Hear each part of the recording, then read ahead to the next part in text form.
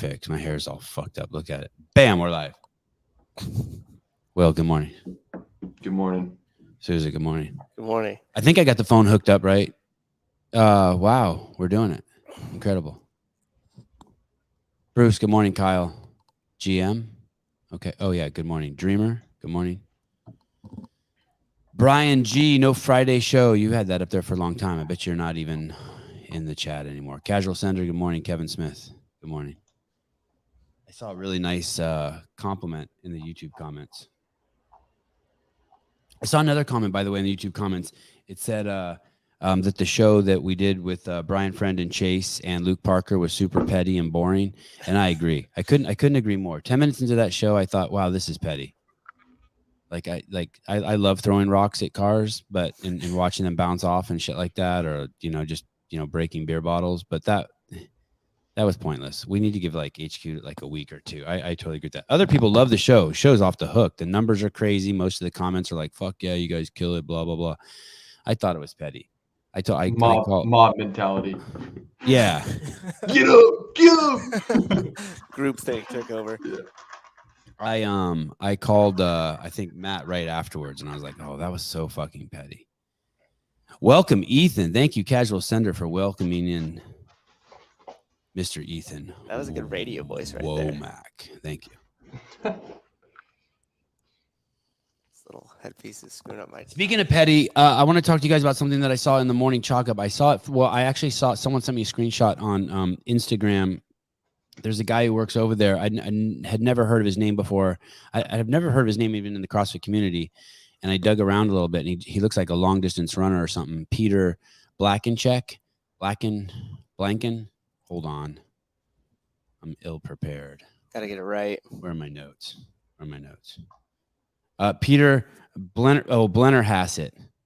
Patrick Blennerhassett, number 61. At first I was like, oh, he probably just writes this shit because he writes for free. And so the truth doesn't matter. He just like throws shit out there and just writes whatever he wants. This article is different than the Instagram post. I couldn't find, it's almost like two separate people wrote it.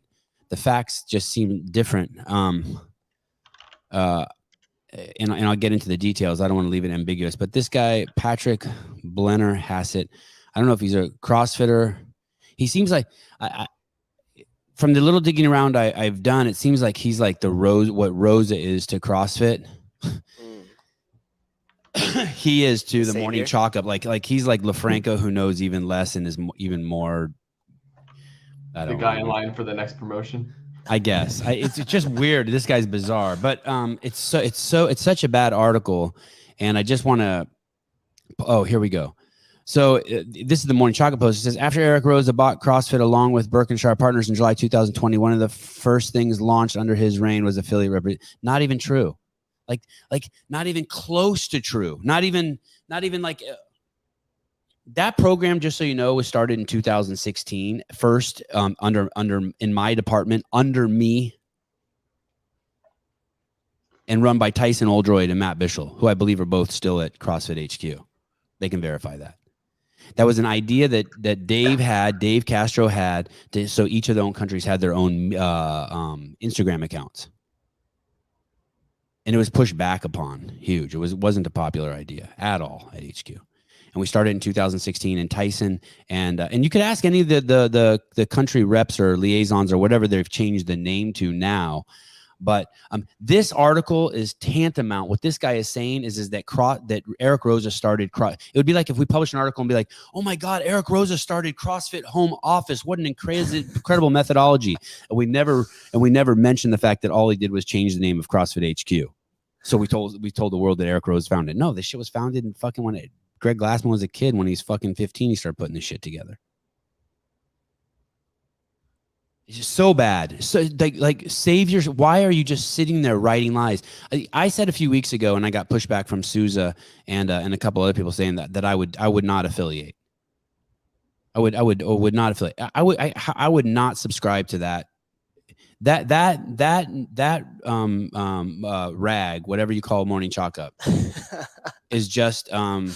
I think we've surpassed them in just character and validity. By far. Well, truth, that's for sure. So I obviously don't like it for the reasons that like that program was started under my department by Dave Castro. Then in 2018, I'll tell you a little bit more of the story. So in 2018, we were in a big meeting. It was probably one of the biggest leadership meetings we ever had at HQ. There were probably like 20 people in it. And the executives in that meeting, like the big dogs in that meeting, were Greg Glassman, me, Bruce Edwards, Nicole Carroll, Ben Elizer, Dave Castro, Marshall Brennan. That was the general counsel. I think he's still at CrossFit HQ. Kathy Glassman, head of affiliates. And then a variety of other people. And there were 2 people in that meeting who did not work at CrossFit HQ, which was really weird. It was the soon-to-be CEO who's just completely destroyed the company. One day I got to tell that whole story. It's like 5 hours long, but I'll tell you. This was a dear friend of mine, and then he was brought on board and completely turned into just a horrible douche. And his mistress. So this guy's married, and he has his mistress who's married in the meeting, and they're in the meeting. And in that meeting at HQ, Dave Castro says to all 20 people in there and all the top executives at HQ, and I apologize. Did I mention Bruce Edwards? He was the operations officer. And I didn't probably mention Matt Holdsworth was in that meeting. I'm guessing. I don't remember seeing him there, but I'm guessing he's the CFO. And thank you. And Dave said, and Jimmy Letchford was in there. And Dave said in that meeting, hey, I think we should all get raises this is in 2018. We should all get raises based on performance. So set us a carrot out there in the field. Typical mill guy, right? He wants you to work hard and get rewarded for your hard work. Fucking absurd. And sounds racist. Definitely racist and sexist. Because we know that men are stronger than women. And and then he also proposes an affiliate liaison program to sort of expand this thing that we have where there's just Instagram accounts that are being run by people out in the countries. And I think some of the people out there who ran them, I'm not sure but like Dave Chafee, I think he still works for the company. And like, I think he ran the Instagram account in France. I'm trying to remember who the guy in Germany who ran it. He's a really cool cat. I had him on the podcast before. There's video footage of him, like live video footage of him fighting the Taliban in a real gunfight. It's gnarly. We're for sure going to find that. Do you hear that noise? It's the trash. The garbage truck. Oh. So in this meeting, Dave proposes that, and Greg's furious. He doesn't want bonuses handed out based on merit. He doesn't want to do bonuses at all, and he doesn't want to do this affiliate liaison program. And there's a war in this meeting. This is in 2018. It was crazy. Yeah, probably was racism. No, Greg doesn't have a racist bone in his body. I wish I could say he was racist towards Mexicans, but no, he's the exact opposite. He is overly kind to people. Like if you walk by someone who's like a homeless guy, Greg is the dude who talks to him and is like, hey dude, what the fuck? Get your shit together. And it's like, just starts talking to the dude in Home Depot who's like fucked up. Like that, Greg cares. Everyone has it put together if you're in Home Depot, I think. the bums in front of home. No, it's just like a bum in front of home. In front. Yeah, in front. If they're inside, they got Greg gives him a 30-minute lecture, and then Greg gives him a 50. I used to love hearing him lecture the homeless people. To my TED Talk. Like that, like I was like, man, these people are so lucky to get a fucking pep talk from Greg Glassman. Anyway, and they were always he wouldn't get offended, so Greg could talk to the best of them. He could just be like, get at it with them. So anyway, so Greg's pissed, right? And this fucking fight ensues in the meeting. And I'm talking like, for me, it's for some people maybe that shit's normal, but it's intense. People are yelling, it's getting intense. Greg, people are spitting venom and insults, and it feels like we're fucking in an episode of Sons of Anarchy.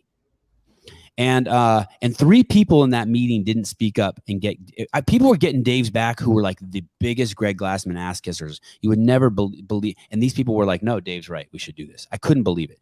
And there were 3 people in that meeting who didn't stand up and defend Dave and agree with Dave.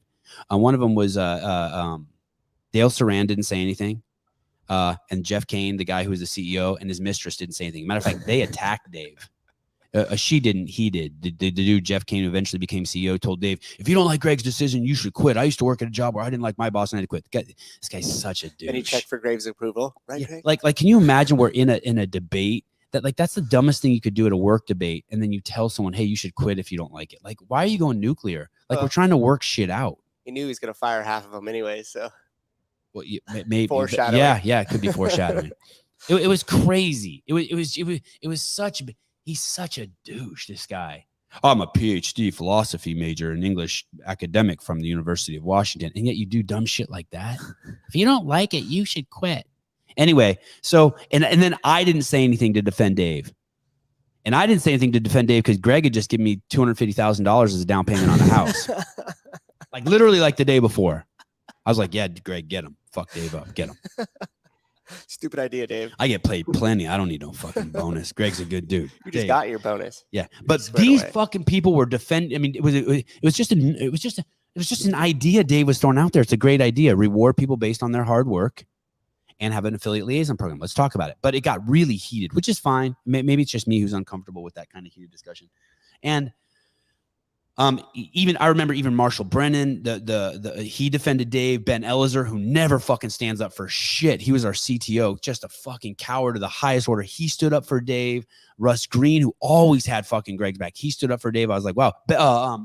You know who was in there? The chief strategist was in there. Brian Mulvaney was in there. I can't believe I didn't remember his name. He stood up for Dave. That motherfucker had Greg's back just about as much as anyone except for me. And so it didn't happen. We just stayed with having Instagram accounts, and that was kind of the affiliate representatives from 2016. And then in that meeting, it didn't happen. Well, a couple months later, Greg made this guy who was in the room with his mistress, Olivia Leonard, made him the CEO. And then eventually they forced her into my position. They knew that all along. His mistress came in and they tried to boot me out and put her in my position. It was fucking madness. Anyway, within a fucking week of being CEO, this dude started, this is in 2018, he started the affiliate liaison program, which Patrick Blankenshit calls, I forget what he calls it. He calls it something else, but it's an affiliate representative program. It's a field leaders. He starts this program. This guy Jeff Kane does, and I'm put in charge of it still. And Tyson Oldroyd and Matt Bishel run it, and then a little while later, Jimmy Letchford's put in charge. Who's eminently capable. Fucking amazing. Everyone loves Jimmy. Amazing leader, strong dude, fucking collegiate wrestler from the Naval Academy, Marine. And that was 2016, handsome, right? smart. That's probably 2018 now. Okay. The original Instagram shit happened in 2016. Sorry. Thank you for trying to keep me on track. Yeah. The original Instagram shit where we had countries started getting their own Instagram accounts like CrossFit France, CrossFit, whatever. That started in 2016. And then in 2018, we actually made it a little more robust and we called it, I think, the Country Liaison Program or something. And it was in full swing. And then this guy, Jeff Kane, left and Dave came in as CEO for a couple months before Greg sold the company. And then that thing really fucking took off. And Nicole Carroll was super duper involved in it too. But to say that this thing started in 2020 under Rosa, batshit crazy, just revisionist history. I mean, why are you even writing? First of all, you could be like, Sevan, why do you care? Well, why is he writing the article? Why does he care? Right. And don't be like, well, no, Sevan, that's actually the and this is woke shit, by the way, too. If the response is no, it wasn't called field leaders and affiliate representatives at the time. Dude, changing the name doesn't change. Like if we start calling a carrot an orange, it's still a fucking carrot. Like don't be like Bugs Bunny never ate carrots. Those are not oranges. Like shut the fuck up. I mean, I think you could probably look back as an affiliate. You could probably look back in your email and you could see the original emails that came out under Dave Castro as CEO, yes, and announcing the. And I do have all my old emails, and I dug around. That's how I got this timeline. I dug in my old emails, and thank you. Sousa's right over there. That's why I keep looking over there. I know. I keep looking at you across the other side rather than at the computer too. We're in the same room today. And then after that, Dave Castro started the scholarship program. And we all know what happened there. Dave went to Atlanta to run the scholarship program that Rosa supposedly got credit for, but Rosa was at Mayhem fucking trying to push Luke Parker off of Rich's dick so he could sit on it. While Dave was fucking in Atlanta working with fucking the scholarship program. No shit. There was a lot of dog and pony when he first came on. Oh, it was so ridiculous. And there's a lot of talk like I actually do CrossFit, which was ironic because then everybody hired on from that point had no idea what the fuck CrossFit was. And they still don't. Then the affiliate newsletter came out, and that was also or sometime in that period.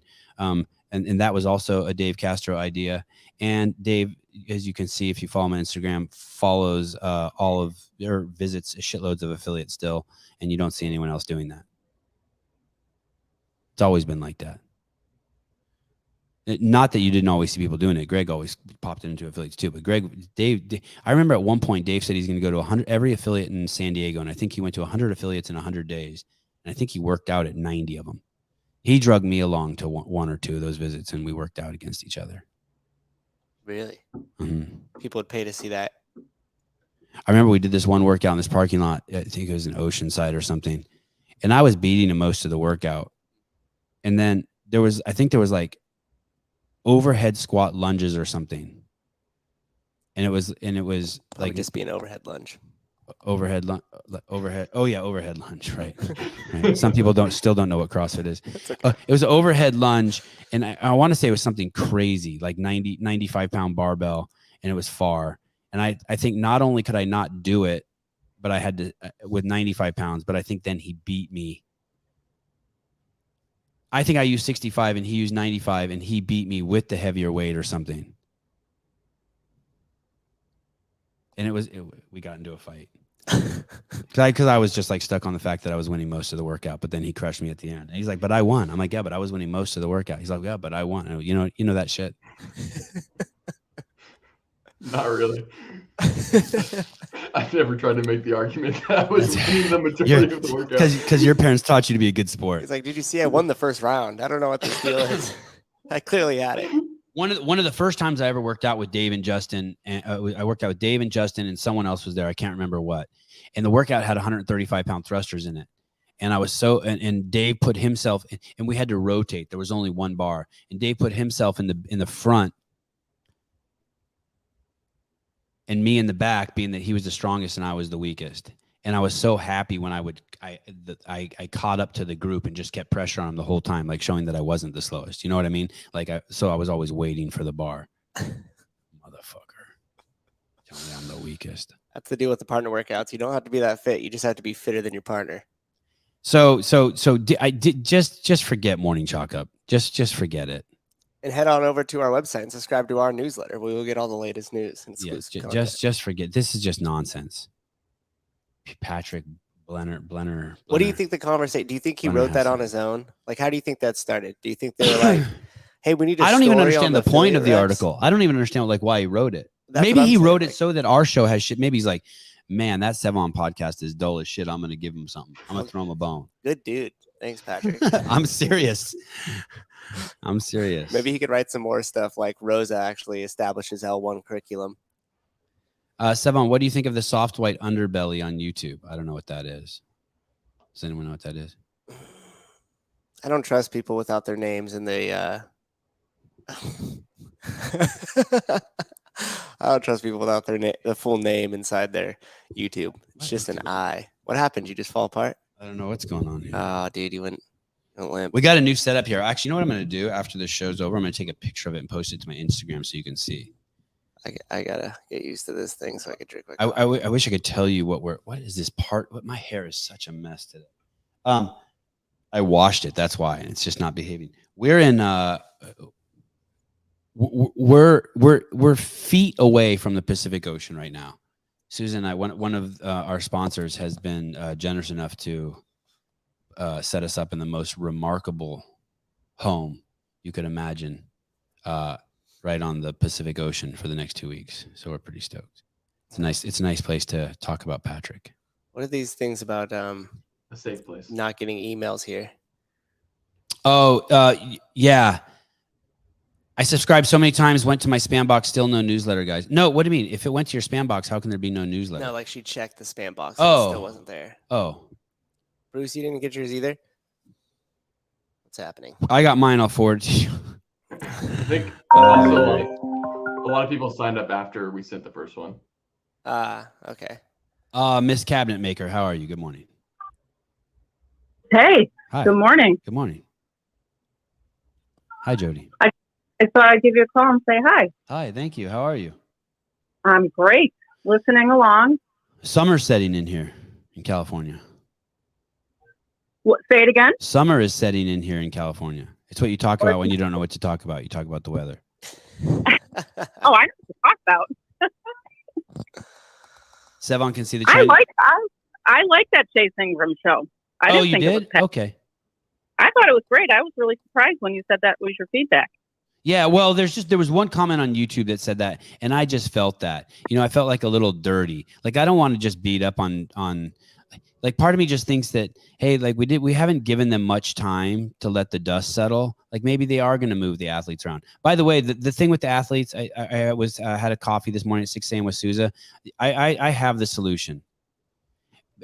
However you did in the Open, you get to choose which area you go to. That's it. Stop calling them semifinals. Call them regionals. Who cares if you're from Australia and you do it in Siberia? Like no one gives a shit. Let people pick in the order that they want. They placed in the Open. Done deal. That's it. Done. There's 15 places you can go around the world. If you're the worst person in the Open, you're going to get the last choice of where to go. It place more emphasis on the Open again too, maybe. Yeah. They That's take it. A little more serious. All done. Fix that. I fixed that problem. All done. Well, before we know it, this will all be past. This will be at the games. So. Yep, and Dave will be back running the show, and I'll be on the floor filming behind the scenes. And is he just gonna walk out onto the main floor, and like all the athletes are gonna be like afraid, and I'm parachuting in. Some of them excited. You're parachuting. Sevan. Yes, ma'am. Sevan. Yes. I'm following the main site WOD. I quit my box, so I'm following the main site WOD. Oh wow! Why did you do that? Rosa writes those workouts. No, he doesn't. No, he doesn't. Don't listen to Souza. Why did you do that? Why did you quit your box? Isn't it a nice place? No, you said don't pay the mothership, so that's what I'm doing. Wow. Oh man, that hurts me. But those are small. I feel like those Go are take small. your L1. I feel like those are small businesses. Let me tell you something bad I'm doing. Okay, go ahead. I feel like if Souza was my box owner, I would never quit. My box owner's woke, and I'm not dealing with it. Oh, well, yeah. Oh, I get that. That's nice. I get that. I totally get that. Well, let me tell you something really bad I'm doing. So about a month ago, I knew I was coming down here, and I got tickets to Disneyland. And the tickets to Disneyland for my whole family are like $1,000. Yeah, it's ridiculous. And then all this shit broke out with Disney, and I've been struggling like for the last 2 weeks. And even yesterday when we were driving down here to Los Angeles, I told my wife, I'm like, please don't post any pictures on Instagram from Disneyland. I don't want anyone to know I'm supporting this fucking. I mean, how much do you think that's going to affect your experience at Disney, though? Racist, sexist organization. No, like, it's not going to affect my. It's not going to affect. I just don't want to give them, but I don't want to give them money. I mean, I don't want to give an organization money that thinks you should sexualize kids. Okay, but you also let your kids enjoy it. So yeah, well, here's the thing. I figured what I'm going to do is I'm going to do a photo essay of the like 100 most. I'm gonna do a photo essay. Yeah, I don't want to say that. Large-bodied individuals. I'm gonna do a photo essay on the crazy shit I saw. About 10 years ago, Gary Roberts told me he went to Disneyland, and he goes, "Sevan, Gary Roberts, come on, where has he gone?" He's running. He's in the arm wrestling scene pretty strong now. I think he has a website called Arm TV. But he told me, he goes, "When's the last time you've been to Disneyland?" And back then I was like 20 years. Now it's been probably 30 or 40 years. And he said, "Hey, you're not even going to believe what you see." And I go, "Why?" He goes, "It's just carts everywhere." And when I went there, I was probably like 7 or 8 years old. There were no carts. And so he said, it's just people in electric carts scooting around like Wally World everywhere. Oh no, look at Melissa. Look at. Oh, she's judging. Oh my God! Why would you go to Disneyland? She's just upset she didn't get the newsletter. Look at Craig White. Craig White's flashing out now. Oh, it's not about affecting. It's a pedo court. Wow. So Disneyland is just a big go-kart track now. It's actually a ride. Yeah. Like the streets turned into the most popular roller coaster. Hey, listen to me. I'm supporting communism and pedophiles. I get it. It sucks. I don't want to, but I'm weak. Are you saying because those are made in China? Yeah. Supporting communism. I'm supporting communism, child labor, and pedophilia. Oh my goodness. I know it's disgusting. But right, well, at least I'm out and I'm not okay with it. I'm not okay with it, and I'm working on it. Not I'm gonna work on it. I'm working on it. This will be the last time I ever go to Disneyland. And I promise I'll do while I'm there, I will make media about the place that makes it look horrible. How's that? To kind of like throw some shit on the other side of the scale.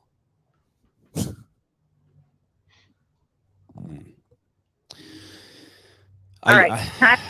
Sevan's a sellout. It hurts. I would rather be a sellout than a fucking dishonest douche. How's that? I'd way rather. Oh, I start feeling some tension in my neck. I would rather be a sellout than a dishonest douche. Oh my God. Okay, thank you, Jodi. I got to change the subject. Okay, go ahead. Yes, go ahead. I have a question. Okay, go ahead. I have a question. I've been following the site, and on the rest day, there was a young doctor who passed away, Sarah Hallberg, and I was just wondering if you knew her. She was yes, she spoke at the DDC, right? Yeah. Short-haired blonde lady. Yeah, she died of lung cancer. Yeah, crazy. I was actually talking to Greg about this a couple of days ago. So sad. Man, she was a firecracker and a good person. Really sucks. Yeah. Really sucks. Yep. Anyway, okay, one more. Go ahead. Yeah, one more thing. Oh, the Louisiana caller, I love him. Oh, you do? And I completely relate to his sugar problem. Yeah, it's real, right? It's totally real. I quit drinking cold turkey, never had another problem. Sugar, forget it. What's your, do you have a go-to? Like, do you have something that you eat that you're like, shit, I just shouldn't be eating this? Coffee with sugar. Oh, no way. Really? Dude, that's like doing heroin with fentanyl. Why do you need both? You don't need both? I know. I got to get together with the Sugar Anonymous. Wow. Sugar. Hey, that's like one of the first things I quit. Oh, wait, hold on. This is a great comment right here. Sevan's a sellout. Sevan just wants to be part of the morning chalk-up crew. This guy's breaking me down this morning. Dang, Sean's coming with the heat. He woke up and chose violence. He's upset because he found out me and his mom are dating. It's okay. Yeah. So one of the first things I quit was when I was like started realizing sugar was bad was cream and like fancy creamers and sugar in my coffee. Just immediately. I know. I heard you say it a million times. I still can't do it. That's like the first place. I'll work on that. Okay. Hey, do you think you could quit coffee? Yeah. No. Easily. Really? It's sugar. I'm drinking it for the sugar. That's all. Wow, amazing. That's amazing. Confessions of a sugar addict. Wow. Interesting. But anyway, one more thing before I go. Yeah. Get Haley to FaceTime me. I'll take measurements of your kitchen and I'll get you a layout. Oh, shit. Do you know how fucked up our kitchen is? We keep saying that, but I'm your kitchen gal. I'm going to fix it. Wow. Okay. I could do that with you sometime. Wow. My kitchen is so bad. I bought a flip. And so when you walked in, it's this huge, massive, like Home Depot kitchen that you think is nice, but not a single drawer cabinet. Nothing works. It's disgusting. I've kind of gotten used to it. It feels like I'm in college again. My house feels like I live in like a college, just a cheap rental, college rental. But it's probably I probably live in a $2 million home in California. It's crazy. Yeah. Okay. Well, listen. Good talking to you. I love your show. Okay, I want to tell you something. Okay, go ahead. Your show, the live shows, I sit in my showroom here, and it can take me 8-9 hours to get through one show with people walking in and telephones. So funny. Do you think if I didn't swear, you could just play it? If I didn't swear, oh no, I can't be playing it when my customers are here. Even if I didn't swear, like just there'd be too much cock and balls and vagina talk. Even if I didn't swear. You didn't swear, but it's just so funny. It's like it'll take me like 8 or 9 hours just to finish one 1 3/4 hour program. But anyway, I'm there. I listen. I love it. Okay. Well, thank you. That makes me happy. It puts a smile on my face. Yeah. Okay. You guys have a great day. Okay. You too. Thanks for calling. Mwah. No. I was feeling familial, like it was my mom I was talking to. Like Will just says no. Will's like no. Mwah. Sevan, are you full carnivore now? Raw testicles and all? No. Raw testicles, yes. I go in and out of. I go in and out. But I'm pretty. No, right this second I am not. Like today, this morning, I've had coffee and creamer. The next thing I haven't eaten in probably 36 hours. The next thing I'll eat will be Oh, I'll probably start. I shouldn't. What a fucking shit show this morning is. I'm probably going to start drinking this morning. Vapor Street coffee. I'm probably going to go straight from doing this and fasting for 36 hours to when Susan and I went and got these coffees at 6 o'clock this morning. And the beach has a bunch of bars on it, and they're already open. They open at 6 a.m. I'm pretty sure I'm going to go down there with my kids and get like a Bloody Mary or something. So I'm probably going to go with carbs just right off the bat. That'll probably happen. I'm a bad influence. Sevan likes meat in his mouth. As long as you don't swallow it, it is fine. Okay. Let's look at number 60. This is amazing. Please. Mr. Boris Johnson. I feel so sorry for the people of England. I don't know who I feel sorry for more, us or the people of England. You don't want to be rude to people, but this man has you should never say this from a leadership position. Never, ever, ever, ever, ever. You should suppress this stuff. Colin asked if I was the nanny for the vacation. Closer to the truth than you might think. By the way, this guy's coming on the podcast. I don't even know this guy's name, but I love him. I always repost his stuff. Yeah, I had to call him Dream Rare in the contact too.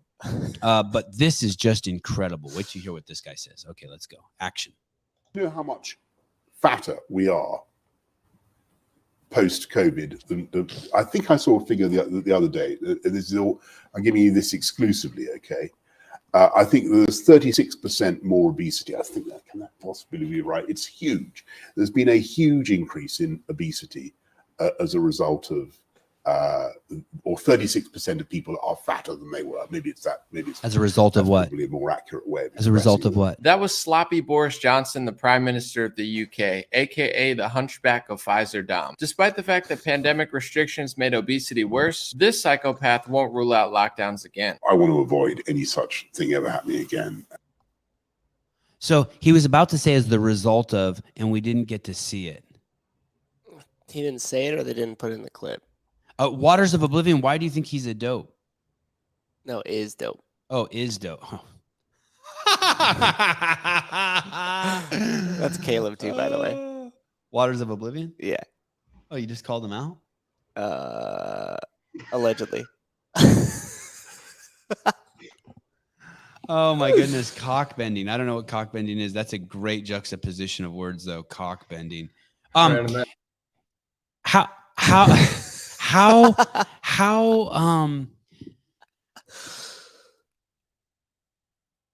that is the worst thing that could happen. You know that, right? Everyone knows that. People putting on 30 pounds, 39 pounds is the worst thing that could possibly happen. It's worse than any COVID. Most of those people will never recover for that.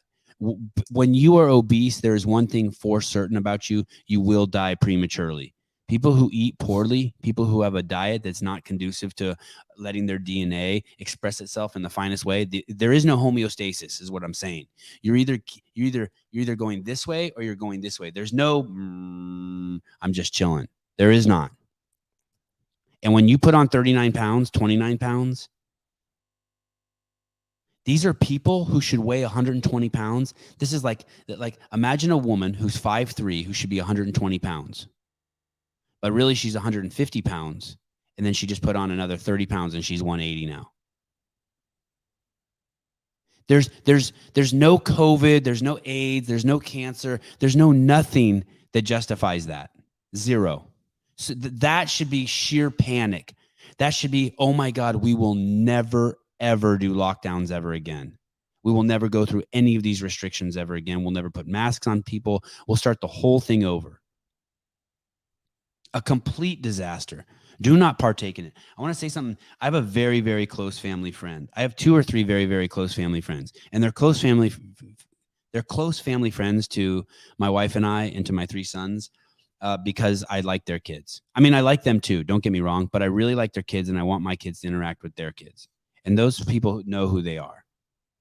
And I invite them to my house continuously. They know they're always welcome at my house, and I love them dearly.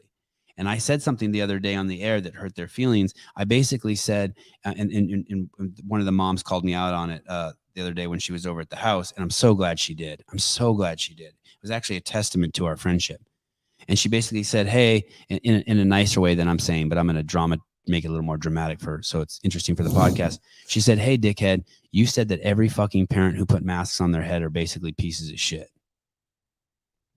And you very well know that it fucking broke my fucking heart to put a mask on my daughter when I had to. And I'm just glad she said that to me. And I'm torn because, like, I don't want to say that. I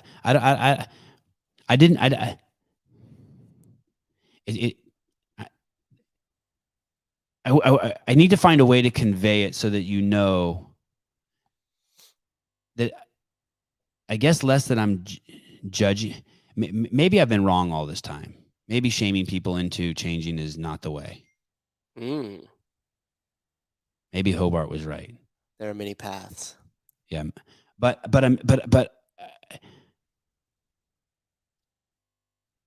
I'll work on it. But I'm really glad. And I thought, man, I probably offended so many people. And it's not that I'm concerned about offending people. It's that I don't want to alienate people. I have other friends who are close friends that I've heard through the grapevine who don't want to hang with me because they don't want to hear my fucking COVID and mask rhetoric.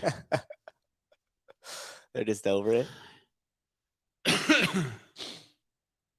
These are the same friends, though, that also think that they don't want their kids watching the UFC. They don't want their kids in the house. By the way, I watch UFC every Saturday. My kids have watched it, and I've done that since they've been born. They've probably watched 10 minutes of it. They have no interest in it. But these same are the same parents who also will say they don't want their kids in the martial arts because it'll make them violent. And Susan's hung out with my kids a ton. They're the furthest thing from violent. My kids are the nicest, sweetest fucking things ever, but they are fucking capable. They are very, very eminently capable. You know what's funny, though? Those same people so are they recognizing the power of the TV?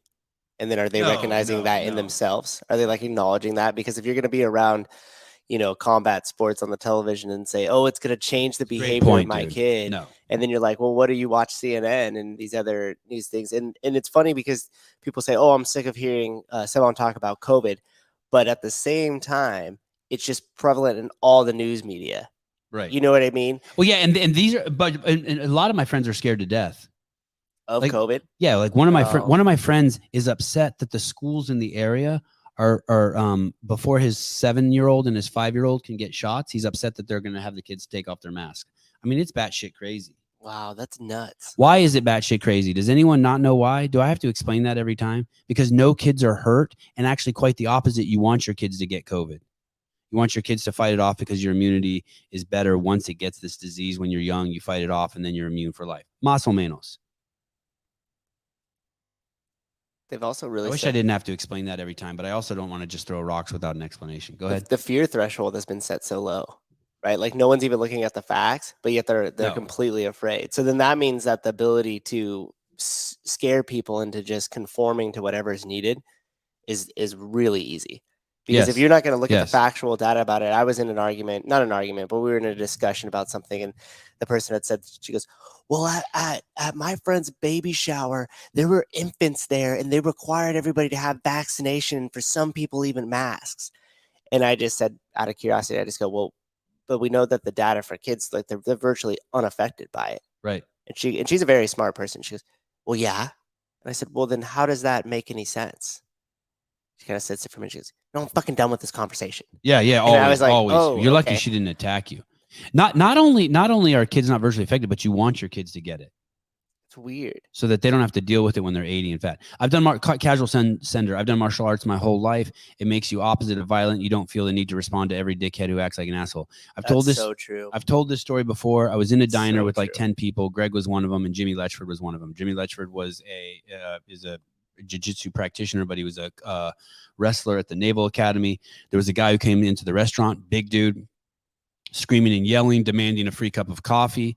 It was like no one knew what he was going to do. He was fucking going ape shit. Jimmy just stood up casually to him, walked over to him. Jimmy's probably like a foot shorter than this guy, puts his arm around the guy just really gently, goes, come on, let's go outside, buddy. Walks the guy outside. There's no tension, no like posturing, nothing from Jimmy. Just casually walks him, opens the door, takes him outside, sits him on a bench outside in front of the restaurant. We can all see through the window, comes back inside, gets a cup of coffee from the kitchen, just walks back there just like he owns the fucking place, right? Because he's he's the guy.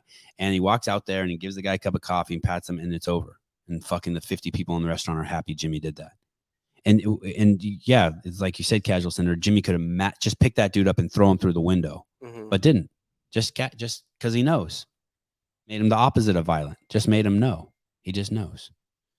I was fucking terrified. I had like my fork in one hand and my spoon in the other. No, it's true. I mean, having done jujitsu and stuff like that, you see like that. Number one, that aggression is taken out. And number two, you also aren't questioning what you're capable of. Because if you spend any time on those mats, you get put in some positions by people that you would, on the street, you would look at and you go, oh, I could take this dude. And you start rolling with them and they just have their way with you. You have no control in the fight whatsoever. And all of a sudden you start questioning, okay, maybe I'll tone it down a little bit. Maybe I can't beat everybody up that I come across. And then it gives you the confidence of like, okay, if something does go down, I'm not looking to have to prove myself. I know I can handle the situation. I can control the situation. I think a lot of people too that start to posture up like that is because they're trying to gain back control of the situation and they don't know how to do it in any other way but get loud and posture, as opposed to somebody who's experienced in jiu-jitsu or martial arts or something, know that they always have control of the situation because if push comes to shove, they could go to work and they'll make it happen. Go to work. Sevan, you should do martial arts and be less violent. Can you pull up the video that CrossFit HQ made of Michelle Latondra? It's part of that woman series. What is all this Frazier's jabbed, Frazier's not jabbed? What is happening? I don't know, but I would bet that Matt Fraser is not jabbed. Yeah, I would 100%. Say that he's not. No, yeah, I would say he's got a little bit of contrarian in him anyway. I mean, I don't know for sure, but I would say he definitely does not have vaccine. I mean, he said he was in a group of like 20 people and they all got COVID. He didn't give a fuck. He's a logical dude though. Will, are you pulling that up or should Sousa pull that up? The article, the video with Michelle Latondra. I like Michelle Latondra. She's a cool chick. You said cock bender and Will was like, all right, you know what? I've had enough. You've used up the 3 cocks. Oh, gotcha. You only had 3 and you used them all up in the first 20 minutes. So. There is when we had Chris Cooper on, and I don't mean to drag Chris Cooper into my mess, but when we had Chris Cooper on, there was some acknowledgement that basically Canadians are brainwashed, that basically they're like fucking ants, that's part of the socialism that happens there, and they have something called tall poppy syndrome. And Mikko Salo explained that to me very clearly when I went to Finland. There's this thing where it's frowned upon to succeed. It's frowned upon to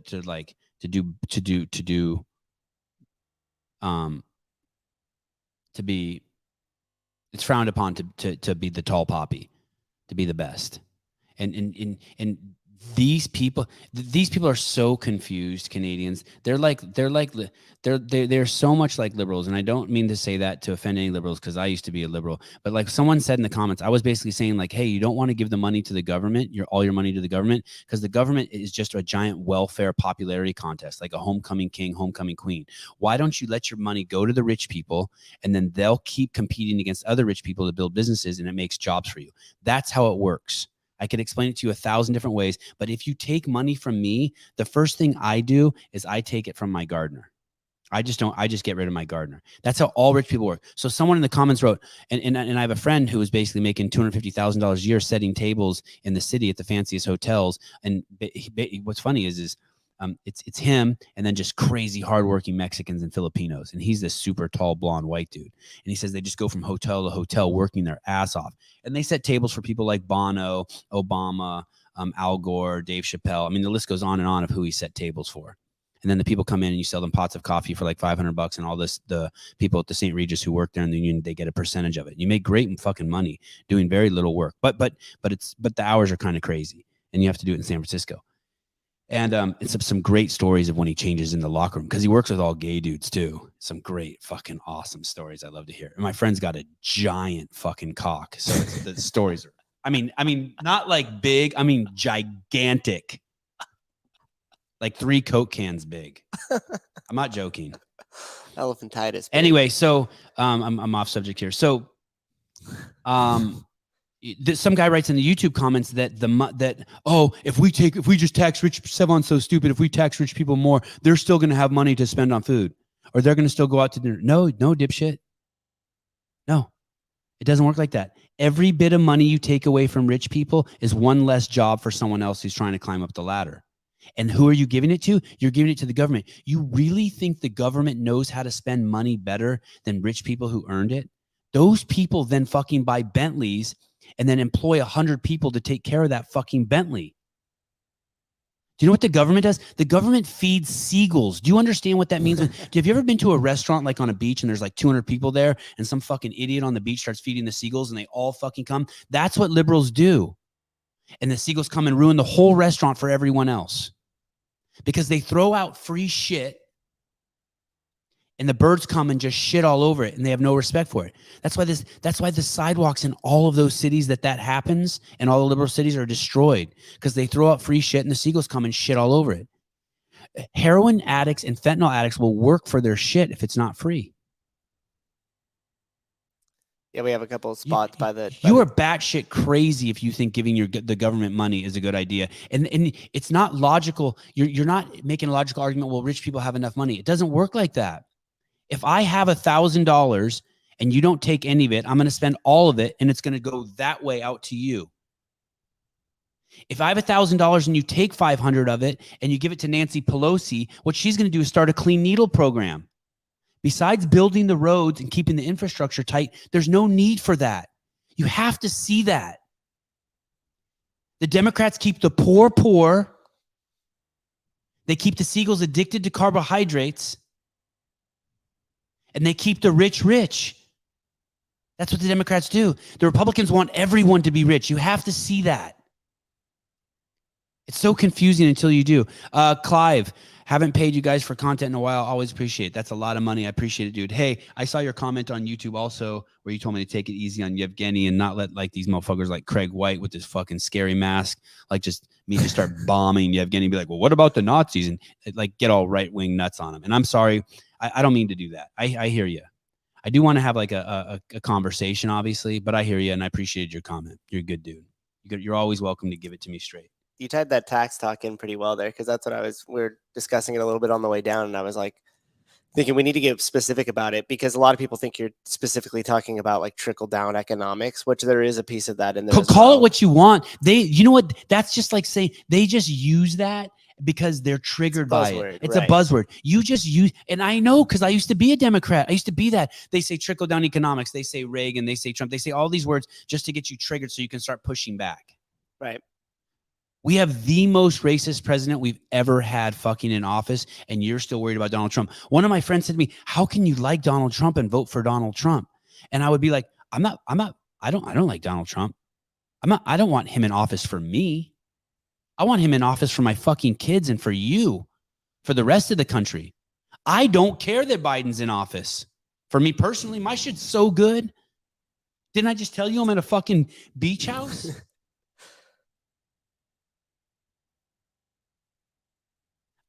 When I was working for CrossFit, I was making shitloads of money. You guys know that. And I spent hundreds of thousands of dollars in my community at restaurants and gardeners. And I went to the nursery every month and spent $1,000 and then had it delivered to my house.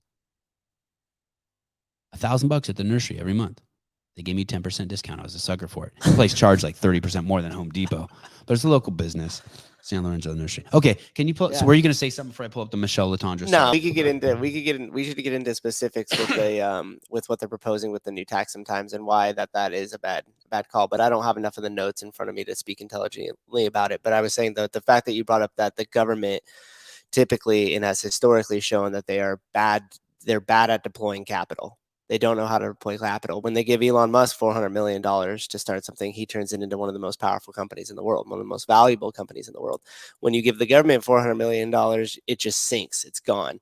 And one of the things I was talking about is if the people really, really wanted to crack the nutshell of the system, the first thing we need is an open accounting to where you could actually see where your dollar has traveled from your bank account into the Federal Reserve and then what program or policy it was put towards. That then where did that dollar go? Open source accounting. Very, very specifically where you could follow it. How much were you making? How much would you pay the guy who was the second guy on the media team and eventually became the executive media director for the fastest growing business in the history of the world, faster than Subway, Starbucks, and McDonald's combined, if you use the metric for spreading across continents and Chipotle. Number of places combined? We're opening 5 an hour.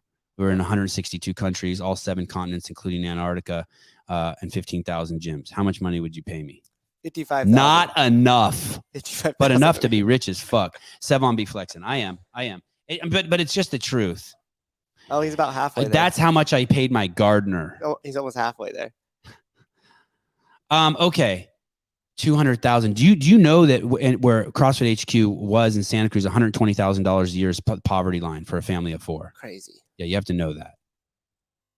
Unless you live in a tent. $200,000. Oh, the seagull analogy is something I really like, and I actually have a real life example of it. So by the gym, there's this open lot where they were going to build some homes. 1 second. But Will, we are going to get to Michelle Latondra. Sorry. I like the way you keep bringing her back and forth. Okay, go ahead. And there's this empty lot, and they were going to build some homes there, and then they didn't. Now it's kind of overgrown with the weeds, and then they usually wait for it to dry, and they'll chop the whole thing down. But meanwhile, a tent popped up there, and it's right at the end of our 800-meter run. So we always make the joke, like, you run down to the campsite, then you turn around. And I was walking by because there's a run to the tent. There's a grocery store and some other stuff. And you pay fucking crazy taxes. On the drive down, Susan was just telling me about the insane taxes he had to pay this year. And yet his members have to run by a tent. Literally. And on a sidewalk that Sousa pays for. It's nuts. And yet the people, and yet that sidewalk's hurting his business. That sidewalk is supposed to help your business. Okay, sorry. And so I was walking down there with one of the coaches, and we were just cruising down to go grab a coffee inside the little shopping center right on the path down there. And we looked, and we saw somebody pull in like a white van. And we were kind of like looking at him, and he goes, "Are they giving him stuff?" And I go, "Fuck, I think they are." And this guy hops out, and he's walking over to the tent. "Excuse me," and they're bringing him stuff. Well, lo and behold, I passed by there this week, and guess what? Yes. There's 2 more fucking tents there. Yes. Now there's 3 tents there. Yes. Oh, we're doing God's work. Yeah. We're driving around feeding homeless people. You know that's not doing God's work. You know that, right? You know that's confused people. You know what doing God's work is? Yesterday, there was a Mexican dude. Actually, I don't know if he's Mexican. He's Latin. Walking by this fucking $10 million piece of property we're on, and he's got he makes balloons. Mm-hmm. And I stop him and I fucking get balloons for my kids. That's God's work. I'm rewarding that guy for the work he's doing and the happiness he's spreading. That's God's work. That other shit is called codependence.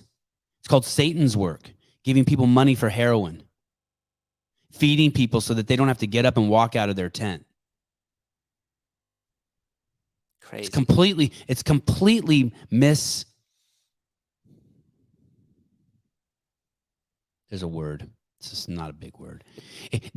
I've told this story before. There's the story of the guy walking down the sidewalk, and it's a Buddhist monk, and he's walking down the sidewalk, and he sees a snail on the sidewalk, and he doesn't want it to get killed, so he picks the snail up and he sets it in the bushes and walks on his way, and he's all proud of himself that he saved the snail, but he doesn't know that he set the snail in snail bait in the bushes and killed it. You don't know what good is. You don't know what good is. You don't know what good is. If you want to learn more about that, listen to Eckhart Tolle's The Power of Now. You don't know what good is. If you don't know stillness, you do not know what good is. You must experience stillness. Okay, let's look at this Michelle Latondra piece. This piece is kind of funny.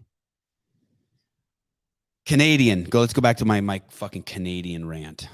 I love myself some Patrick Vellner too. I don't want to alienate myself from Vellner. I need him. Okay, go. I need him in my life. Listen to her words. Very rarely do other people's thought of what I can do affect me in any way. Pause. Very rarely do I let other people's thoughts of what I can do affect me. And yet she's wearing a mask that probably only makes things worse and tells everyone around her that there's something to fear. How is that possible? Who made this video? It just I mean, I would have never done that to her. Keep going. Sorry. I'm not one of those people that have people around me that say you can't do something. Wait. Prove them otherwise. I'm not one of those people that tells me I can't do something. No, you're one of those people who says, "Hey, put this mask on." You're right. You're not. Oh my goodness, Michelle. Oh my goodness, Michelle. You want to go back to the Boris Johnson video? I don't mean to pick on Michelle, but those protocols that you put in place, that mask, that vaccine, that quarantine, it had people in England put on 29, 39 pounds. You know, it's funny, if we were conspiracy theorists, we would be like, and Michelle likes that because that's going to drive more people to her gym. And then she can make more money having fat people lose weight. Well, I mean, people do that to Pfizer all the time. Oh, right? yeah. People think that And Michelle, I'm just joking, by the way, about, I know you're just confused. You're just Canadian. You just have your ideologies all She wants to up. be a good person. Yeah, That's why everybody does it, is because they go, oh, well, I don't really care. I don't really mind the mask thing. I just don't want other people to feel uncomfortable. And that's exactly what the whole entire system is relied on, that people are actually so good, even though they try to peg us against each other all the time, that they're willing to do completely nonsensical, non-logical shit because they're just afraid of looking like the bad person. And that's all it really comes down but then to. they also, I bet you she would defend it in her mind. But what's crazy is it's so accepted to wear a mask that someone would edit that together like that. Like that's just crazy. If I didn't know better, I would think someone was making fun of her. Like I would have put that together just to fuck with her. The irony. Yeah. But someone's actually like, I don't someone's think like trying to make this like as a moving piece.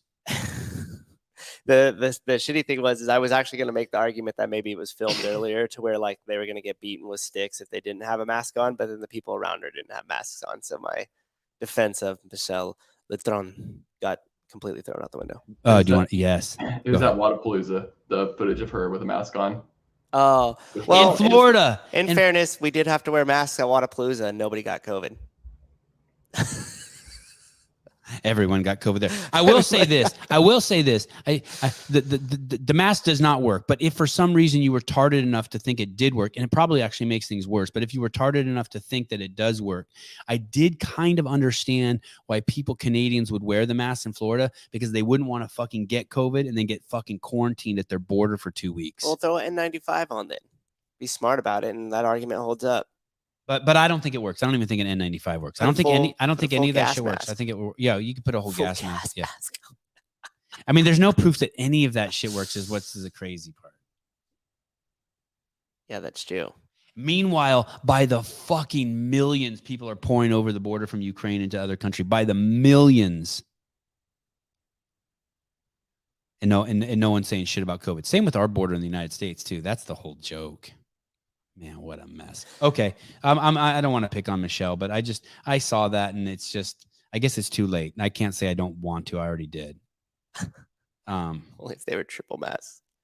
I don't know how many of you guys saw the video with Joe Rogan and Bill Maher, but it's when we spoke with Cedric Lapointe, he was basically stuck on that same thing that those two are stuck on.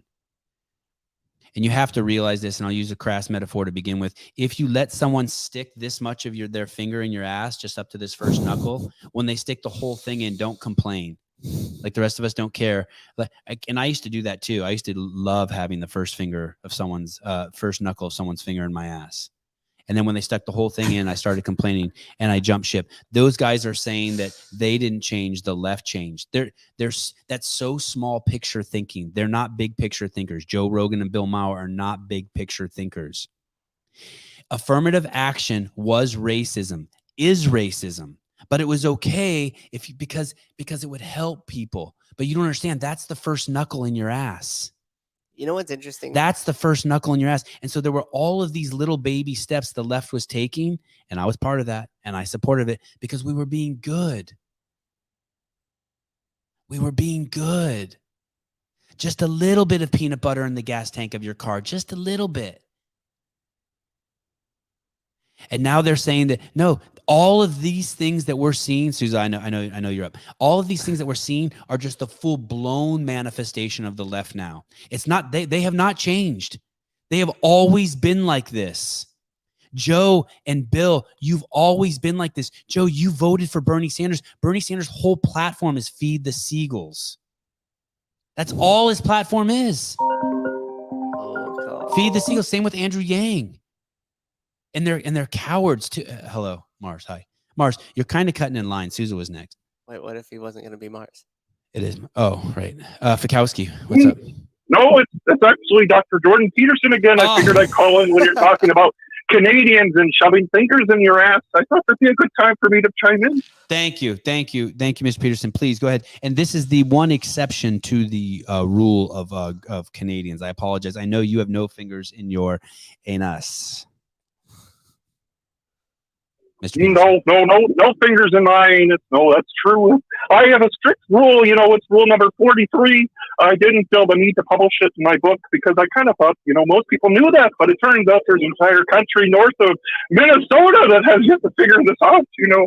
Absolutely. Mr. Peterson, I saw you on the Patrick Bet David. What was it? Patrick Bet David podcast? Yeah. He's just on again. Yeah. How was that? He was on the show, and I'm still like, I think I'm the shit because he was on my show, Patrick Bet David.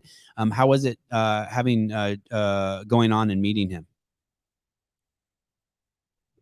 Oh, it's really kind of hard for me to remember. I'm still reeling from my travels. I go everywhere. Well, I'm here, I'm there. Next thing I don't even know my ups and downs. But I wanted to call in and share a quote with you, if that's all right. Oh, of course. This show is your show. I just hold the air open until you call in. Go ahead. Well, you're kind of into the Eastern philosophy, if I could say. Is that right, Sevan? That is correct, Mr. Peterson. Thank you for recognizing my ideological bend and showing that you're a listener of the show. I appreciate it. Are you familiar with Lao Tzu? Ah, Lao Tzu. Yes, I'm very familiar. The Tao Te Ching. Yes. The highest form of virtue is... I just went to Yoda there for a second. The highest... Fuck, I can't even do it. I'm breaking. Never mind. Ladies and gentlemen, Jordan Peterson Stage fright. was just got finger banged by Yoda.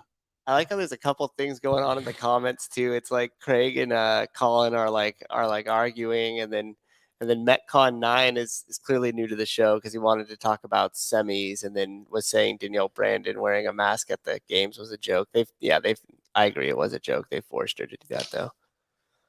I like to show Gundy. I don't know. And anyway, I hope that Joe and Bill will. I appreciated seeing them together. I don't want to just attack them. I like both of them a lot. I really, really do. And I like what Joe Rogan said to Bill Maher. He basically said, "Hey, thanks for being the guy." And so I would say it to both of those guys. Thanks for being the guys. I'm not trying to big dick anyone, but out of all of them that are speaking out against it, by far my favorite's Russell Brand.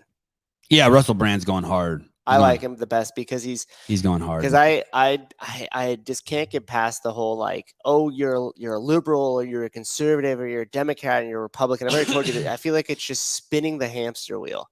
It's spinning the hamster wheel, and it doesn't actually like get us anywhere as far as like improving the stuff that needs to be improved. It just fuels argument because now we have these tribalism, we have these labels. You pick your side, I pick my side, and we could all argue with each other. And then the argument very quickly digresses down to name calling and saying, well, you're just a Republican, or you're just a Trumpeteer, or you're just a libtard, or you're just.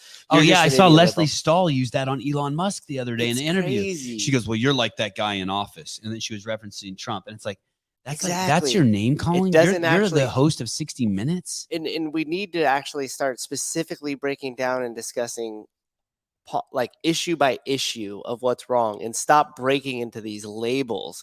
And so that's one of the reasons why I like Russell Brand the most, is because he's very like open about it and tries to melt that away and just only shows the corruption in politicians across the board.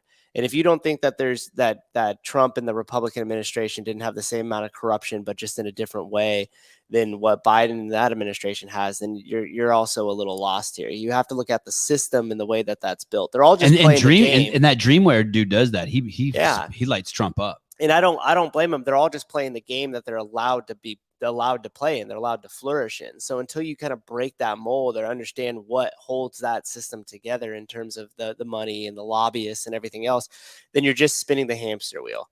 And so that's why, like, it's fun to argue about it, and we could do that. I don't mind if there's a little bit of hamster wheel spinning. It's a little bit already. Like I don't mind a whole group of sleeping people.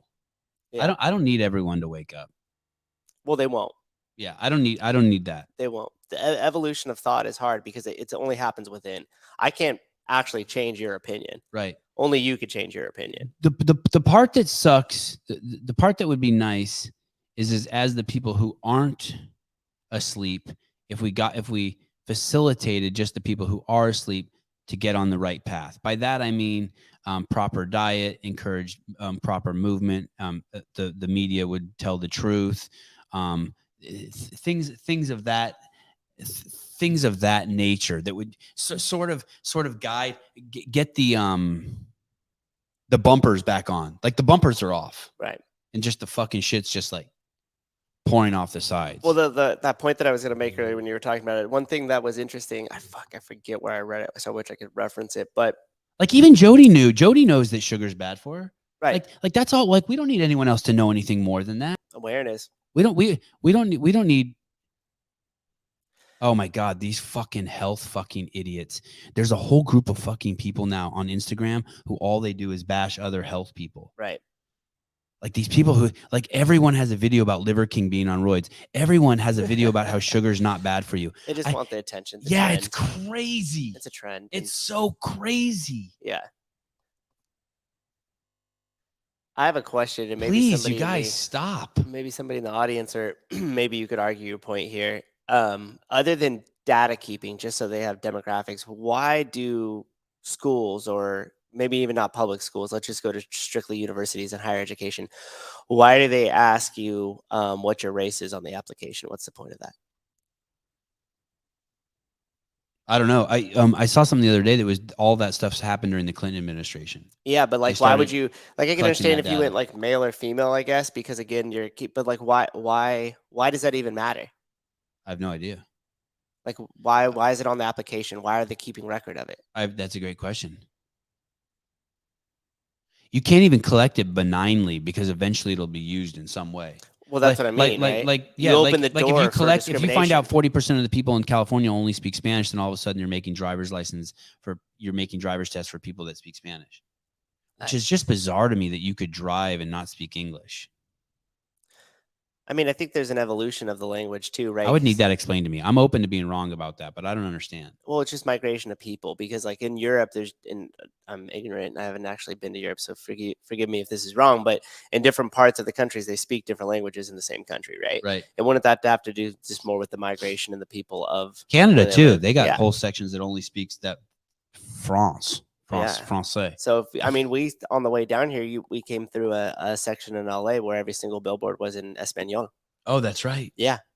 And that's just because if that's a predominantly spoken language, then it would shift, right? And if it's a free market and you run a business, and we can't communicate with some of the people down here because majority of them speak Spanish, well, then your business better change its language to Spanish if you want to sell more of whatever it is you're selling. Well, I've told you this. I've told you this story before, that there was a vice president of a huge bank here in Los Angeles that has multiple chains, and we met with the vice president, my wife and I, talk about some investment stuff. This is 5 years ago, and the lady was Jewish, and she told me straight up that their banks don't lend money to Armenians. And somebody said it. And do you know why they don't lend money to Armenians? Do you think it's because of the size of our nose? Could be. No. Because there's some historical record, some prejudice, some discrimination that's built on some modicum of truth that Armenians didn't pay their bills. It's not, I don't believe it's just pulled out of the air, the bank just hating on Armenians. I don't believe that. I don't believe it's just pulled out of the air that Middle Eastern guys run liquor stores, because my dad's a Middle Eastern guy and he ran a liquor store. It's not pulled out of the air that Jewish men become lawyers. No, it's because a lot of them become lawyers.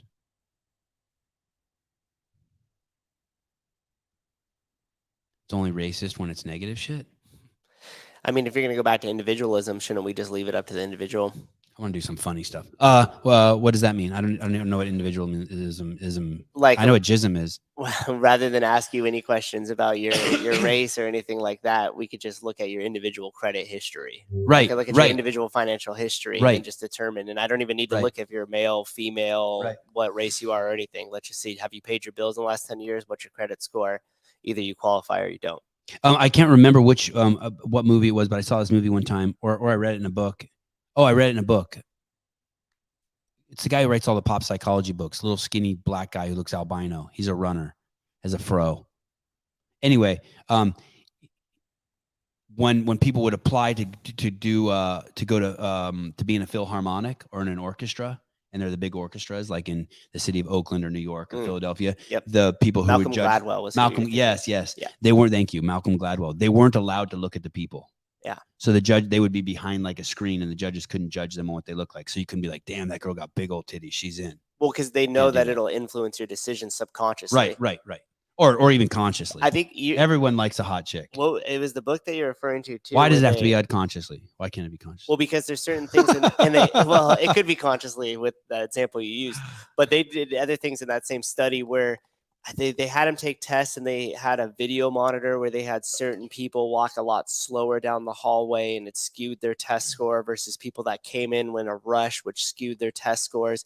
And so there's these little because we're always taking in information all the time, and our brain's like filtering that out. So some of the stuff is just underneath the surface, and a lot of that decision making is happening just underneath the surface. Right. And we refer to a lot of those people as asleep. Right. They haven't woken up. Right. Right. And so in the example that he was or they're confused. confused. Well, okay, I'll let that go. But I think a lot of it is people are confused by words. I completely. They're agree totally with that manipulated words. Like people think they know what good is. Too. They do not. Good is not even a word most of you right. should ever be using. But yeah, so they were just showing that there's certain subconscious things, or they would He is show. jacked. Sousa is jacked. He is jacked. He's been walking around the house with his shirt off. He is jacked. He doesn't look jacked. He is jacked. It's crazy. Okay, go on. Don't get all excited, Sousa. Tell me. Did. It's just funny because I could see him as he's commenting there. Thanks, Will. Yeah, but anyhow, that I forget which book it was, because I've read almost all. I think I've read all of Malcolm Gladwell's stuff, but that point was fascinating, and they were doing it with different things with race based off people's like history or what you told me about stuff, and they would flash certain pictures, and they would associate those pictures and people in different races with positive or negative just based off of subconscious decision, because it was happening too fast for them to actually think about it. There's a Instagram account called The Token Black Guy. I don't know if you guys have seen it. And it's a black dude. And he made this post recently, and it shows these two black women who are like checking onto a plane, and they're like barely clothed. They're like in bikini. They look like strippers. And they're dressed like strippers. My kind of flight. And he's saying, why aren't people talking to them? And that's another thing. People are terrified of black people right now. Completely terrified. It was just like what I told that story a couple shows ago. I know this guy. He's an old Jewish guy, and he was walking down the street with a cigarette in his mouth, and it wasn't lit. And some people fucking told him, started like giving him a hard time. Yep. And he turned to them and says, "You would never fucking do that to me if I was a 6'2" black guy. Never. Never, ever, ever." And it's the truth. It's crazy. You wouldn't do it to a 5'9" black guy. You wouldn't say shit to him. Well, that's the saddest part about this whole entire push of racism in the media, is because now we act different towards each other. Yeah. Just because of what's being put. Yeah. And like, well, no one was talking shit to a 6'2" black guy. No, but I mean, this. you're gonna be nicer. But I just think it's funny to hear it used that way. It's still gonna skew your behavior. Right. Right. Yes. And people are still gonna look at each other differently just based off what's being perpetuated in the media. Which that's the most unfortunate part. There's no need for it. Yes. Good or bad, it's not needed. Not needed. Okay, number 53, fucked up relationship, Gundy. I want to get this guy in every show. Bruce, I'm currently reading Founders. Oh, and then I want to talk about the level one. Gundy, can we play that, Mr. Thank you. Hey man, Sean G. Look, man. Number one, man. Stop blaming this one. Stop blaming that one. Stop blaming everybody for your fuck ups, right? You in a relationship, you in a marriage that's fucked up. That shit is over, right? You keep volunteering for pain. You keep goddamn volunteering to get your soul stabbed with some scissors. You keep volunteering to get your heart broke. You understand? You the dumb motherfucker. You the dummy. You. The shit is over. The relationship, the marriage is like spoiled milk. The expiration date that came and went. The milk don't taste good no more. You painting your whole life. You walk around with a perpetual heartbreak. You paint your whole world as depression, doom and gloom, because of this fucked up ass relationship. Now you don't like your life. Now you don't like yourself. Now you don't like your kids. Now, get him, Sean. You don't like nobody, and you blaming every motherfucker in the world except yourself. You the dumb motherfucker. Peace. Hey, one of my kids does that. Ari does that every time if he's talking, he just starts grabbing his dick. Just that dude double hands his dick. That's a fucking ball. Move. Yeah, that's a baller move. The one-handed grab is something. The two-handed grab is like, yo. After we round that second Bloody Mary, I'll probably start doing that today. Two-handed grab. God, I love that guy.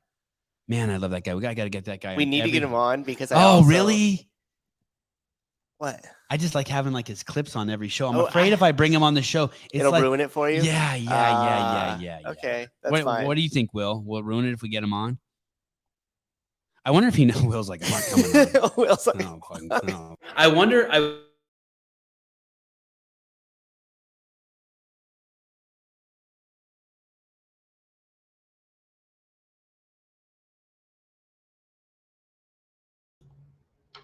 You muted yourself.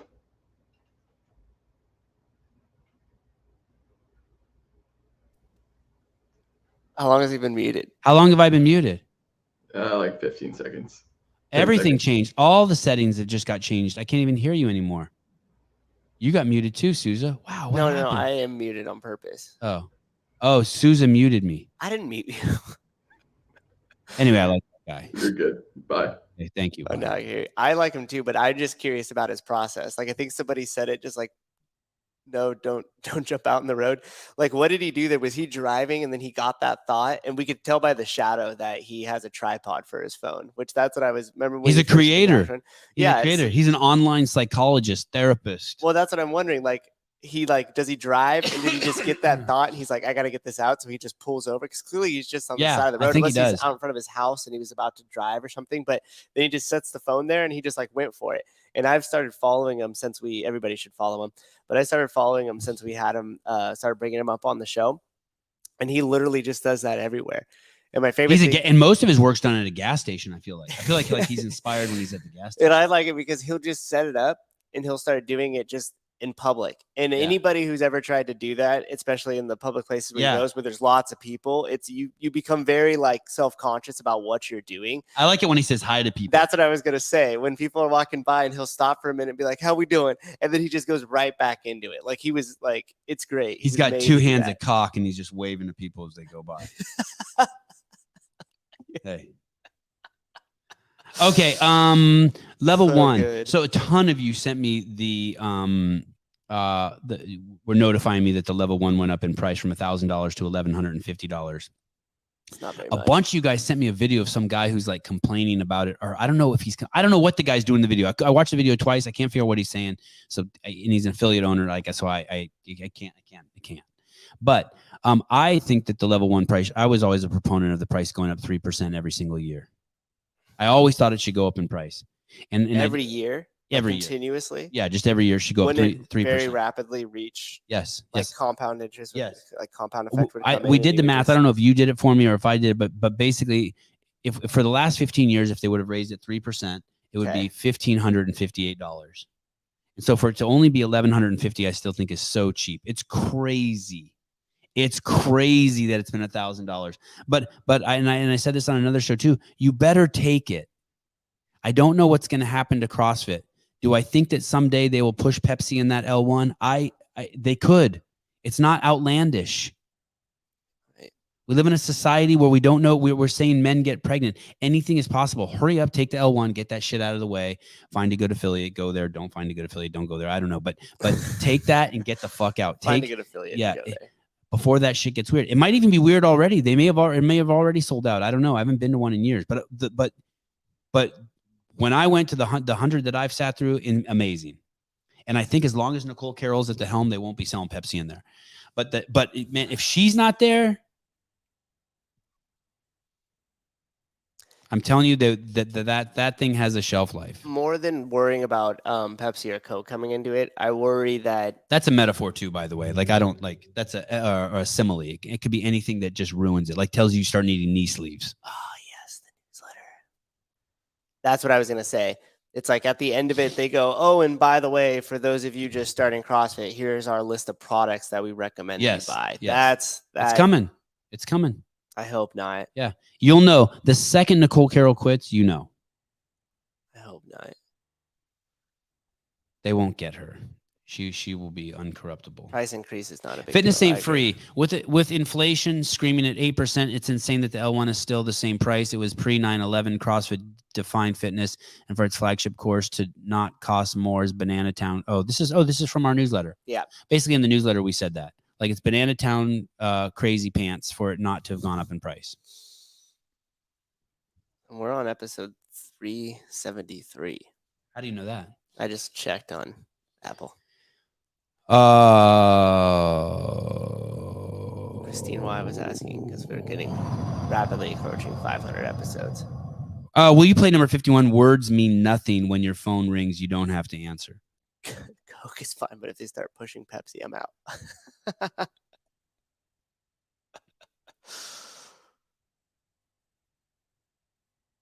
Okay, don't play it then. Number 51. Do you have it? Do you have? Oh, okay, here we go. Fine. Oh no, okay, you don't need to play this. We already did this on 2 shows. Sorry. Okay, I'm erasing it. 51. 51. Oh, this is interesting. Let's go. And every year you should get an affiliation fee discount if you run a good box and change people's lives. Who would determine what was good and what wasn't, though? Can we play number 49? That's where it gets tricky. Number 49. I hear you, Susan. I'm not running over you. I just want to get something funny in here. Hey, you get, this is how we operate. Okay, good. Number 49. Meeting with me today. There's some new terms on a construction site that you need to learn. Here are the ones that we cannot say anymore, so I need to make the list real quick for you. Man doors are out. Studs, especially in reference to king or jack studs, are out. Mailboxes, out. Any reference to female or male connectors, completely gone. On that list, no more cock, no more nuts, no more nipples. And you might as well be careful about talking about carpet too, because we don't want any confusion there. Man lifts are out. I'll give you a complete list here of everything you need to know. And by the way, all doors need to swing both ways. That's enough. He's had enough. Will's like, fuck that. Had enough of that shit. So those are the new rules at construction sites across the country. If you need to, feel free to DM me and I will send you that in an official document form so you can take it to the construction site tomorrow. Crazy. Hey, it's funny, but that's what's happened to like our universities. We are not far away from the word snatch not being allowed to describe that Olympic lift, the snatch.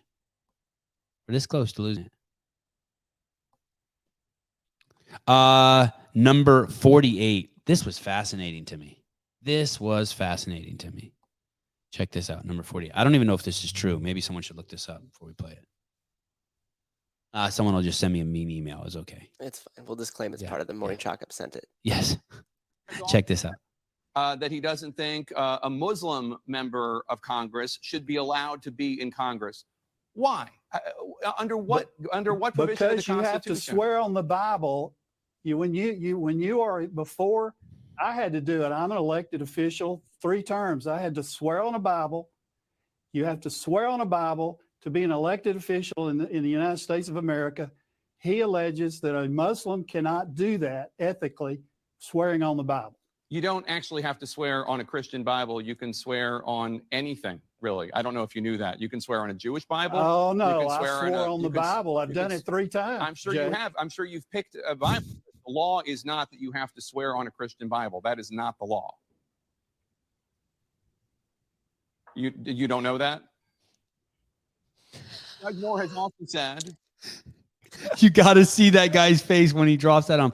I don't know exactly what they're talking about. I think that guy is a judge or a politician, and he's talking about being sworn in. And then right there, the news anchor explains to him like, "Hey, you can swear on anything." Will's looking it up right now. I think he's like frantically like, "Is this bullshit or what?" Like, I want to swear on Spider-Man comic number 372, where he interacts with Batman for the first time. It's the first time DC characters and Marvel characters interacted. That actually means the most to you. Yeah, and that's going to be my.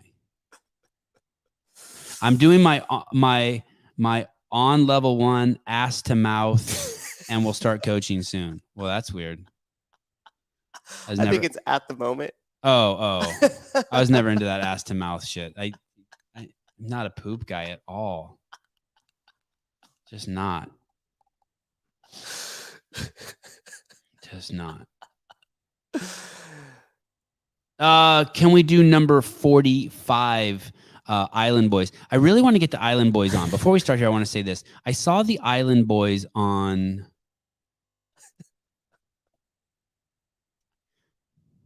They were on a podcast. It came up in my YouTube while I was on the assault bike. And it was on Logan Paul's podcast. And I can't remember the name of his podcast. It's Impalable or something. Impulsive. Oh yeah, impulsive.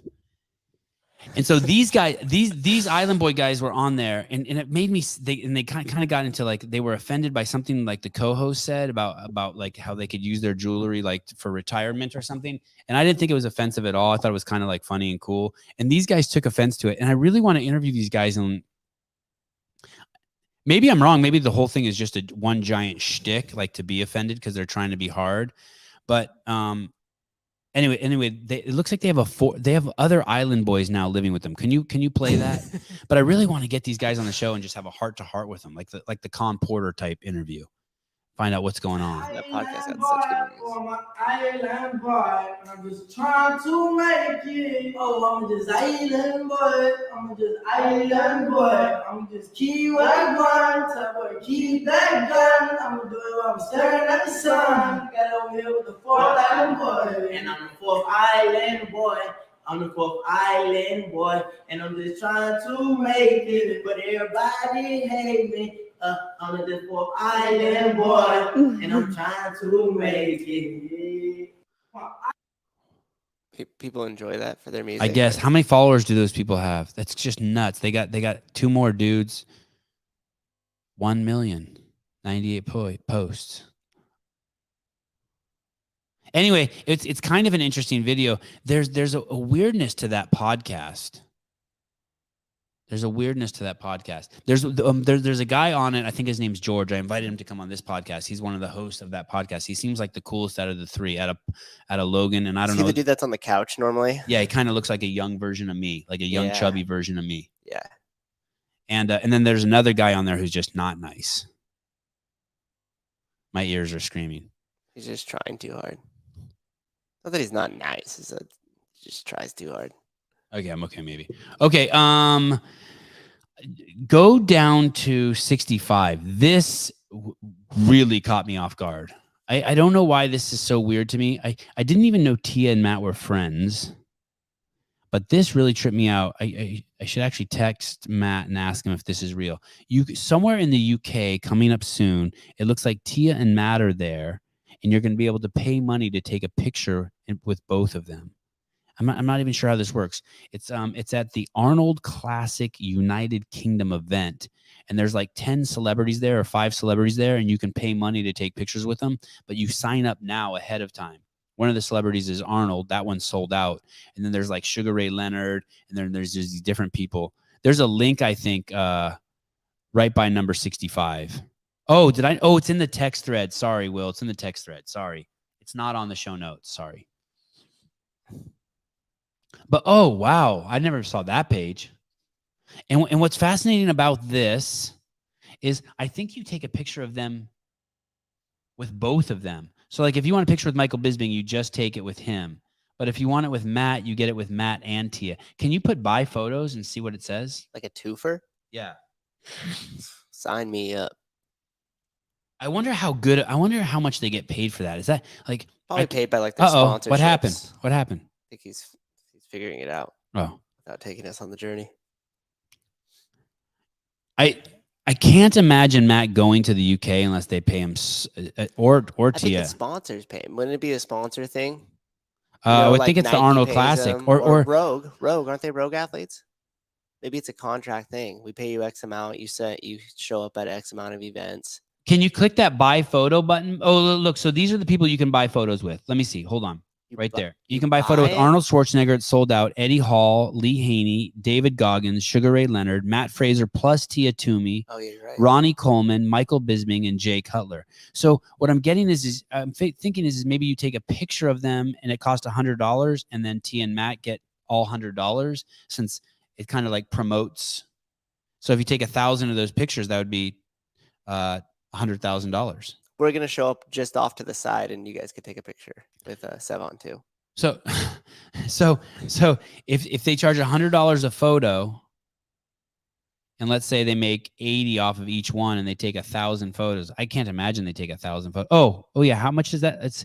So it costs 100 pounds to 150 pounds. Why can't they just give us one price?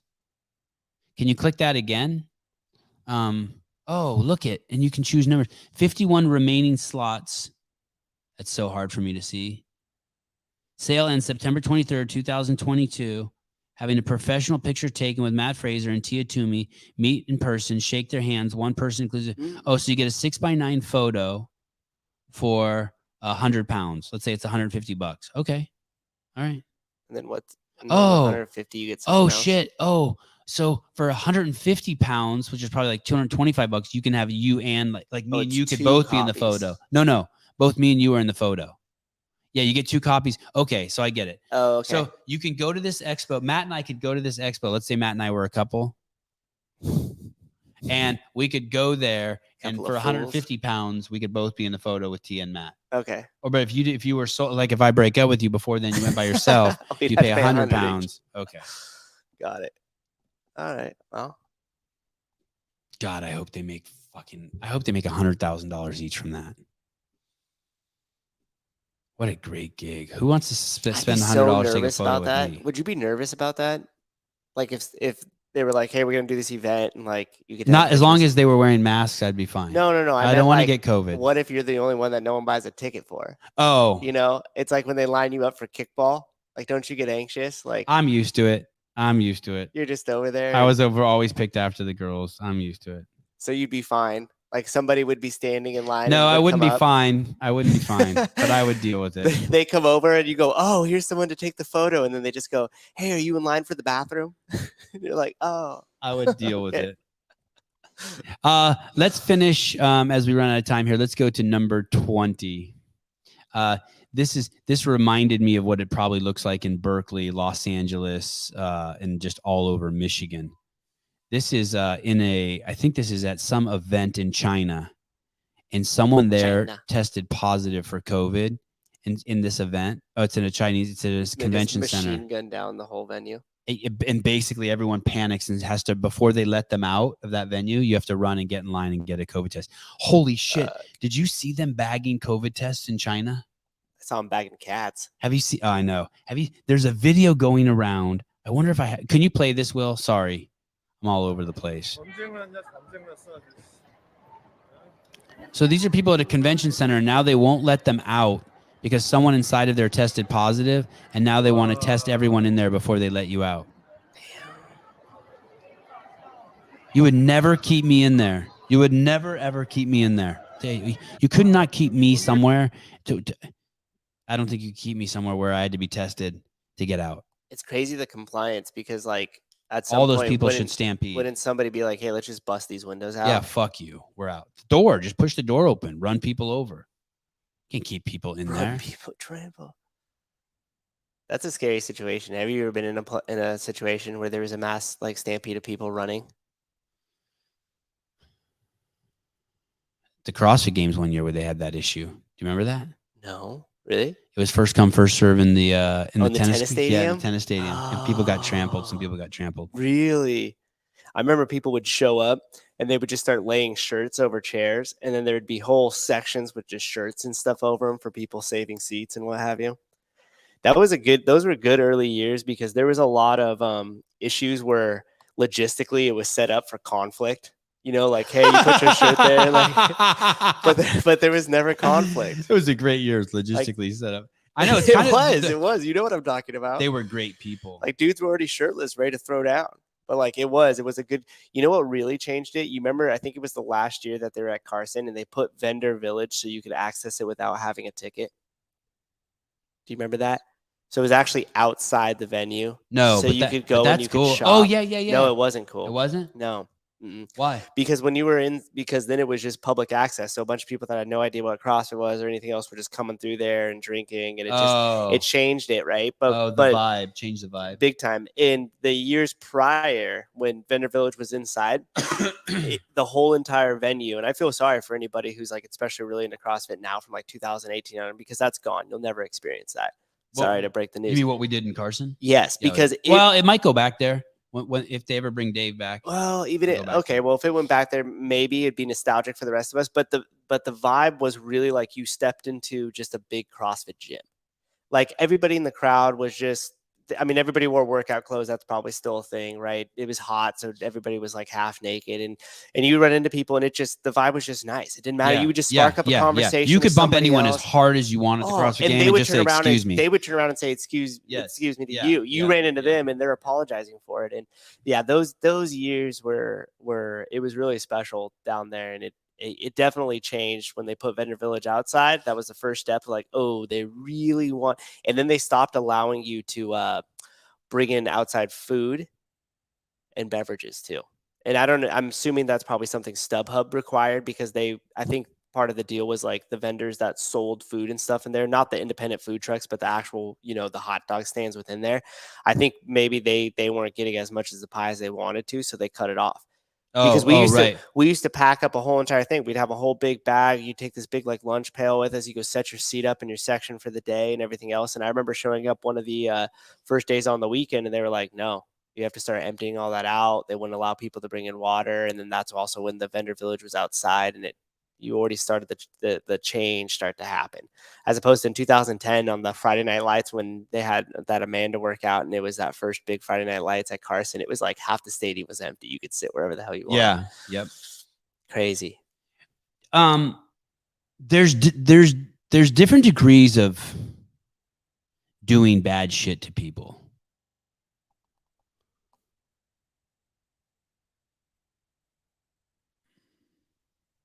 Maybe there's a distinction between, let's say you have a friend and you sleep with his girlfriend, and you sleep with, let's say you sleep with your best friend's girlfriend.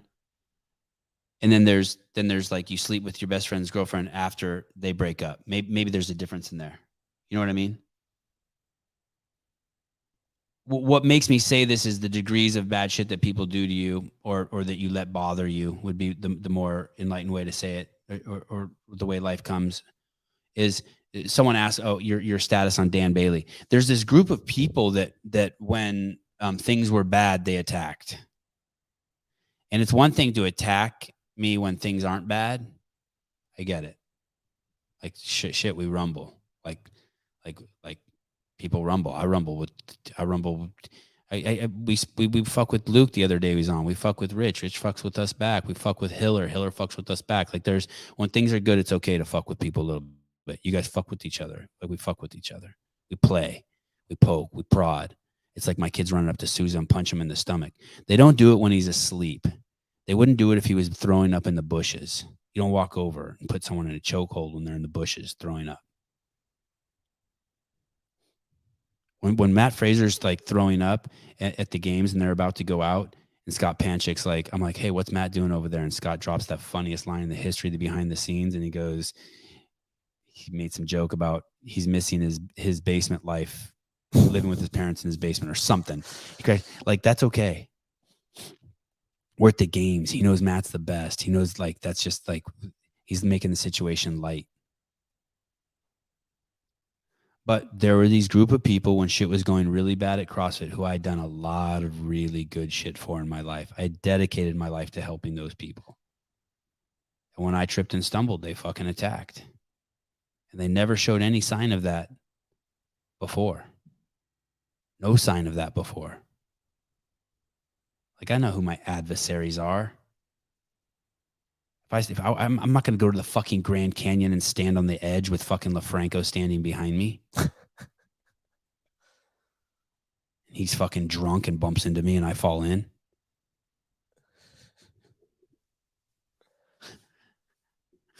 I wonder if that guy's a drunk because he thinks that's what writers should be. Only good ones. Yeah, only good ones. Right.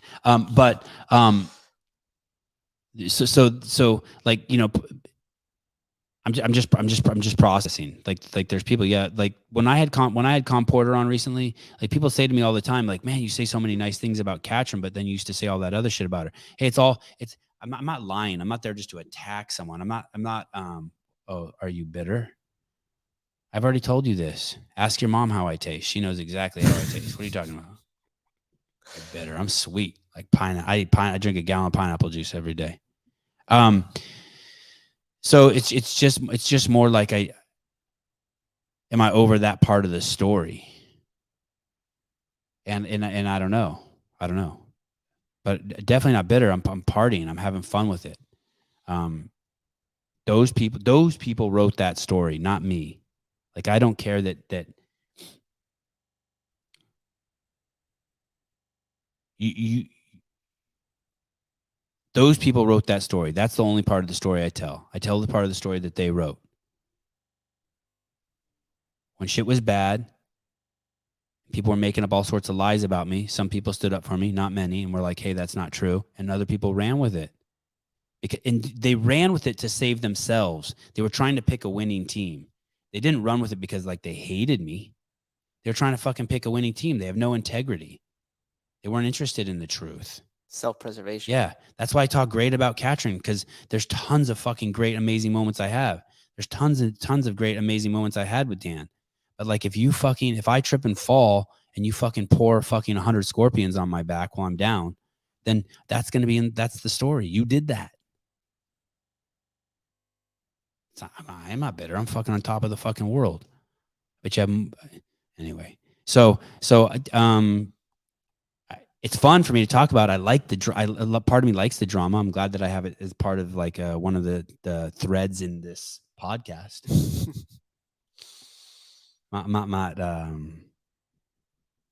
Anyway, that's where I am with that. But at some moment it would be crazy to have Katrin on and like bury the hatchet and just be like, yo, why'd you print that shit? And she's like, and you know, maybe she'd be like, I didn't. And I'll be like, but I saw it here. And she'd be like, well, someone else had my Instagram account, or you know what I mean? Or I really thought that it was wrong the way you spoke to Stacey Tovar. Or like who knows? Who knows who knows how it plays out? But maybe not bitter. Maybe a better word is I'm excited. I'm excited by it. I'm stimulated by it.